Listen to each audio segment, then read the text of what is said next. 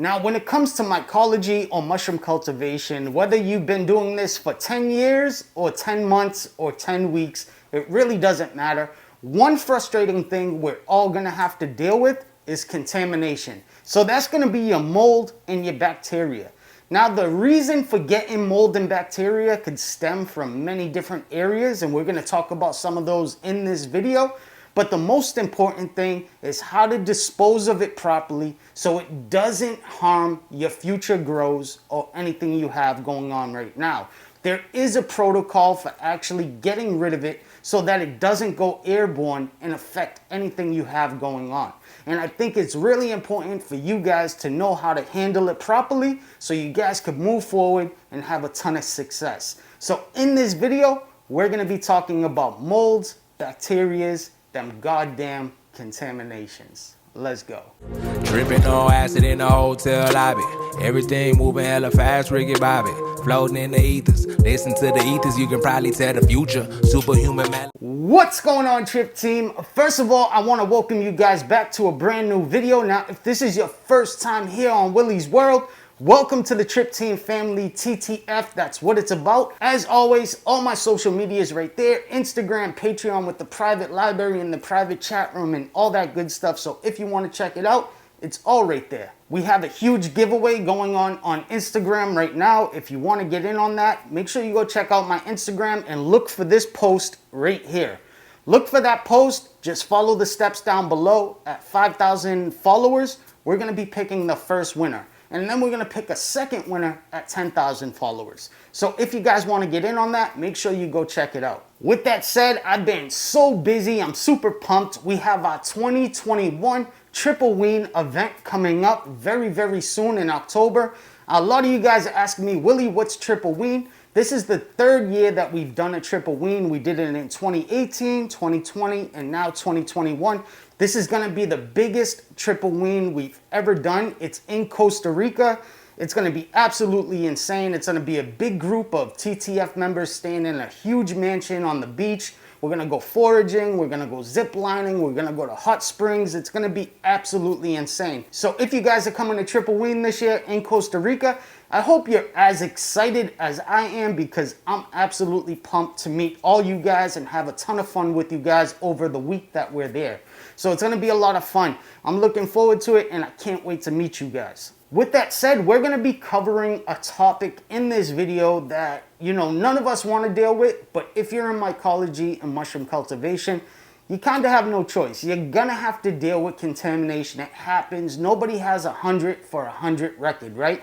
Nobody's perfect, and sometimes it's not even your fault that things could get contaminated. And we're gonna talk about that all in this video right here. So let's jump right into it. So right here, I have this contaminated jar. So this jar was given to me by a good friend right here where I live, where the studio is. And this is a jar of oyster mushroom grain spawn. Now this grain spawn is contaminated with black mold. Now this is a mold that's pretty serious. Nobody wants to see this. Now, as far as contamination goes, the most common types of contamination you guys are going to see is Trichoderma, what most people call the mean green, black mold, lipstick mold, cobweb mold, and a few different types of bacteria, which are different from molds, but they're all contaminations.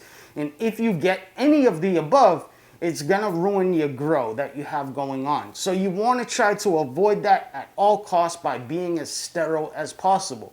But like I said, sometimes you just can't do anything about it because sometimes it isn't your fault. In this case, right here, like this jar, these grains were contaminated because of a contaminated culture that they bought from a vendor.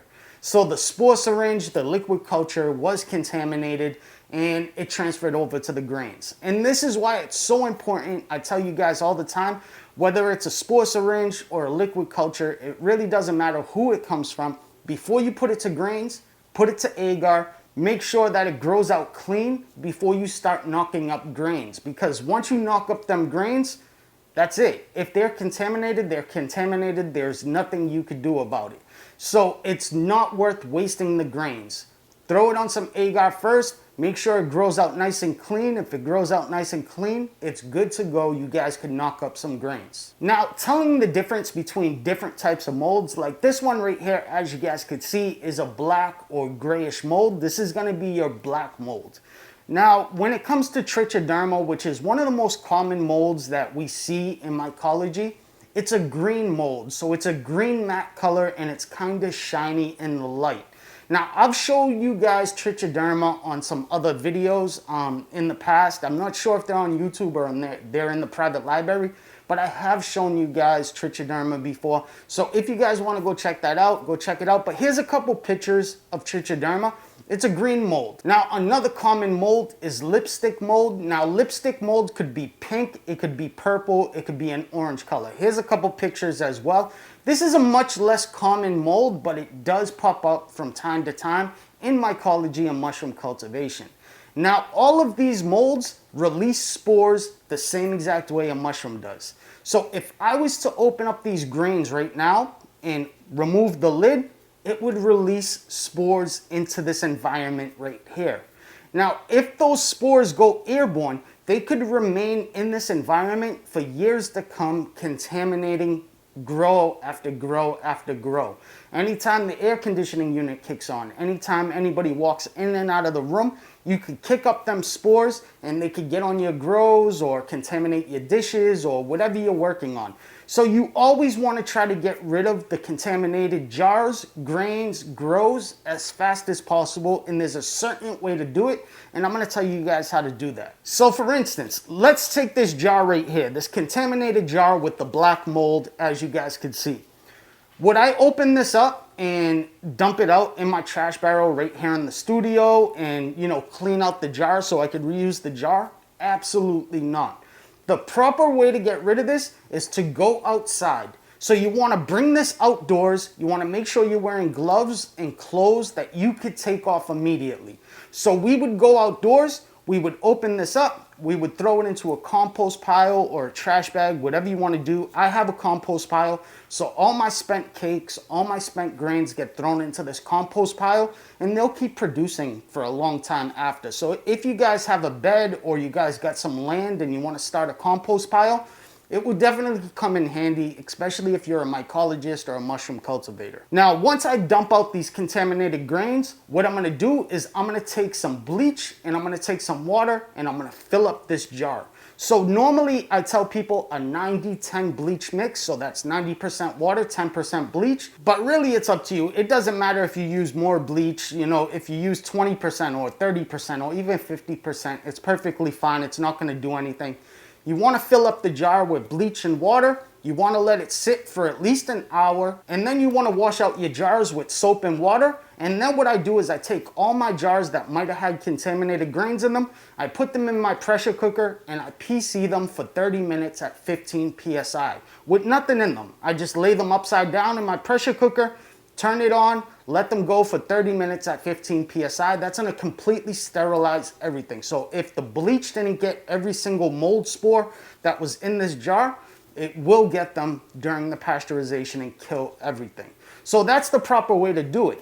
Now, when you're coming back inside, you want to make sure you take off the clothes that you was wearing. You don't want to just go back into your workspace. So take off the clothes you was wearing when you went outside, put them in the washing machine and wash them instantly. Make sure you hop inside the shower, you clean yourself off before you go back into your workspace. Because these mold spores could attach to your clothes or your skin and you could bring them back into the workspace. So it's very, very important that you never open up these jars in your workspace where you're actually cultivating and doing mycology work, because this could be one jar that just haunts you for years to come. I've seen it happen so many times. So that's the proper way to actually get rid of them.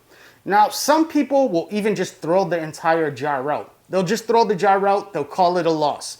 But the problem is, if you're doing things on a large scale and you got 100 jars and you knock them up with a contaminated syringe or LC, now you might have 100 contaminated jars. You're not going to throw out 100 contaminated jars because that's going to be a huge loss. So you have to clean them out, and that's the proper way to clean them out. So let's talk about a few different reasons why things could get contaminated in the first place. So one of the most common reasons for things getting contaminated is not doing your inoculation process the proper way. You're not flame sterilizing, you're not wiping down your surfaces with your antibacterial spray or anything like that. You're not following sterile tech to 100% procedure. You're kind of winging it, you're doing things in the open air, and that's not the proper way to do things. You're gonna have a much lower success rate than somebody that is doing things the proper way. Now, we have tons of videos talking about sterile tech and stuff like that, so I'm not gonna go over that right here in this video, but it is very important that you know sterile tech, you know the proper way to inoculate and do things as sterile as possible. Now, most people don't realize that trich, black mold, lipstick mold, bacterias, most of those contaminations are post-sterilization. A lot of people don't realize this. A lot of these contaminations come into play post-sterilization, so after sterilization. So if you sterilize properly, you should clean everything out. So good, bad, ugly, it doesn't matter. Everything should be reset to zero. You should kill off everything during the sterilization process. Now, most of these contaminations will come from either a contaminated culture or spore syringe, a faulty filter, or you guys ain't flame sterilizing and issues like that. You know, most of these contaminations are avoidable, like I said. Now, in the case of a spore syringe or a LC, if you would have just tested it out on agar and sacrificed one agar dish, you would have been able to tell if it was clean before you actually used it. The best part about inoculating agar is if it does grow out clean, now you can use that agar to inoculate some grains. So you're not wasting any of your LC, you're not wasting any of your spores, and you're definitely protecting yourself from wasting a ton of supplies from just knocking things up and finding out after the fact. Now, most of the times you could tell if it was a faulty filter or a contaminated syringe or something else really, really simple just by looking at the mold itself. So I don't have any pictures of what a contaminated syringe would look like in a BRF cake, but pretty much if you was to inoculate in 4 different areas or even 1 different area, if the syringe or the LC was contaminated, you would actually see the mold growing from the points of inoculation. So exactly where you inoculated, you stuck the needle in, you will actually start to see the mold starting to form from those areas. That's how you can know that it's a contaminated syringe or LC. Now with BRF cakes, we use a dry verm layer. If that dry verm layer gets wet, it could allow bacteria and molds to get through that dry verm layer that we use as a filter and get to the nutrients, which is the BRF cake itself. So you have to make sure that when you guys are doing BRF cakes, that you're using a dry verm layer that doesn't get wet. It's very, very important. Now, most people ask, you know, Willie, why do we soak our grains? So the reason we soak our grains is for 2 different reasons. One, by soaking the grains, they're expanding and you're opening up the pores of the grains. So when you do go to sterilize it, you're gonna sterilize much more efficiently to the core of the grain. Now you can do a no soak, no simmer if you guys wanted to do that, that's perfectly fine. But there is a higher success rate if you guys do soak the grains. We ran 100 bags of no soak, no simmer to soak and simmer, and we seen a difference between the two. We lost about 8% of our bags from the no soak, no simmer. And part of that is just due to the grains not being able to expand before we actually pressure cook. So if you guys do a soak and simmer, you're definitely gonna do a better job of sterilizing when you guys do move it to the PC or your autoclave. Now, a lot of people ask, well, once my grow gets contaminated or my grains get contaminated, is there any salvaging it? Is there anything I could do? To be honest with you guys, you'll see a lot of different things out there like mixing hydrogen peroxide with water, or taking a hot butter knife and cutting out the area that's contaminated. Hydrogen peroxide is not good for mycelium, just like it isn't good for the molds or bacteria that you might be spraying it on. So I definitely never suggest using that mix to try to beat some type of contamination. The most common type of contamination people try to beat with a H2O2 mix, which is hydrogen peroxide and water, is cobweb mold. Cobweb mold is a more common mold during colonization and fruiting, but people try to spray it just to try to get some fruits out of whatever they have going on. And I'll tell you guys right now, it might work to get a couple fruits, but it's not going to work completely. It's not going to completely take away the cobweb mold. So if you think it's a fix, it really isn't. And it's also really bad for the mycelium as well. So just keep that in mind. As far as cutting out the contaminated area, say you have trich on a monotub and you try to cut it out with a hot butter knife or something like that, chances are it's going to go away for a day or two and then it's going to pop up somewhere else in the tub. Like I said, it releases spores into the area, and those spores start to drop on different areas and start to colonize different areas, just like mushroom spores. So you're not going to completely get rid of it. The best course of action is if you see discoloration, if you see mold, get it out of there as soon as possible. Just get rid of it. Because if you don't get rid of it, it's going to hurt you for years to come, grows to come. So make sure you get rid of it. Now, most people will say, well, green mold isn't harmful. It's the black mold that you need to worry about. All molds can be harmful, especially if you have asthma or some type of compromised immune system. So there was a study that was done a while back, and people with compromised immune systems that had AIDS or had some type of immune deficiency, they would actually see mold growing on their lungs because their immune system wasn't able to fight it off. So all molds could potentially be harmful or even hurt you. Especially if you have asthma, it could trigger asthma attacks. But not only that, you really just don't want it in your environment. So if you see it growing, just get rid of it. And like I said, the best course of action is to take it outside, dump it into your compost pile, rinse everything out with bleach and water, come back, take off your clothes, wash them immediately, take a shower before you step back into your workspace. This is going to give you the best chance for success. It's going to help combat keeping them mold spores in your work environment. Now, I'm going to share a little pro tip with you guys that I don't even think a lot of people know. It's something that I started doing years ago that has worked out really, really good for me, especially when I have a tub that gets contaminated, that I'm fruiting out inside my tent. And I want to make sure everything is reset and that there's no mold spores lingering in that area. So what I did was I went to Walmart and I picked up one of the steamers that you steam your clothes with. What I do is I fill up the water reservoir with 90-10 bleach. So 90% water, 10% bleach. I turn on the steamer. I make sure everything's removed from the tent or my workspace. And I start steaming the walls of the tent. I start steaming the racks. The bleach with the water mixed with the really high temperatures is going to kill everything that's inside that area. So you're going to be able to sterilize that area much more efficiently than just going in there and spraying it down with Lysol or a 90-10 bleach mix. I just go in there, I start steaming all the walls, all the racks, and then once everything is steamed, I go in there with a towel, some paper towels, and I start wiping everything down. This is going to clean that entire area. Now, you guys could utilize that little trick to help you out with your personal stuff. I'm telling you, it made a huge difference for me.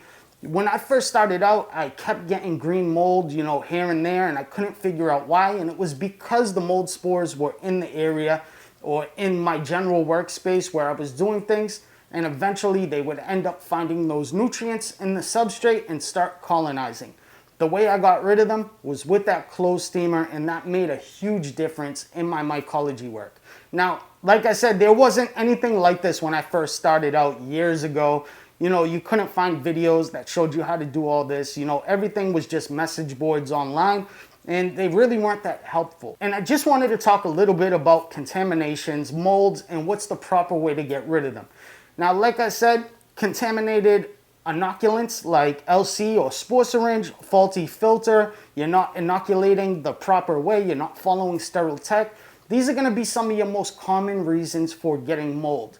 Now, when you're trying to figure out why you're getting contaminated, try to change one thing at a time. Don't change up everything at once, because if it does work, you don't know what you was actually doing wrong.